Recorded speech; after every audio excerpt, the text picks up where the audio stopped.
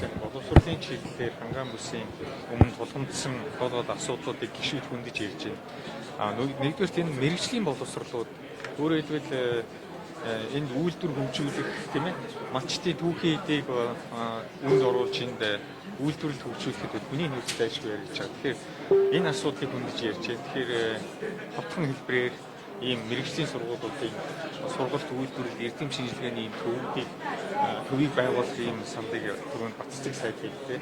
Боловсролын яамнаас үүнийг хэцүүгийн боловсруулахад ер нь хамтран ажил ийм боломжтой гэж харж байна. Энэ угаасаа бас энэ бүс болгонд ийм төв байгуулах ийм засгийн газрын бодлого явж байгаа.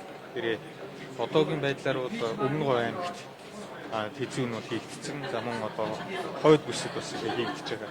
Ийм байгаа. Тэгэхээр хангаан бүсэд бол энэ шаардлагатай гэж ингэж үзэж байна. За мөн одоо Анагаах хааны сургуулийн харьяа соёлын сургуулиуд энэ 9 сард үйл ажиллагаагаа эхлүүлэхээр бид бол одоо санхүүжилтийн нөгөө ингээд явж байгаа.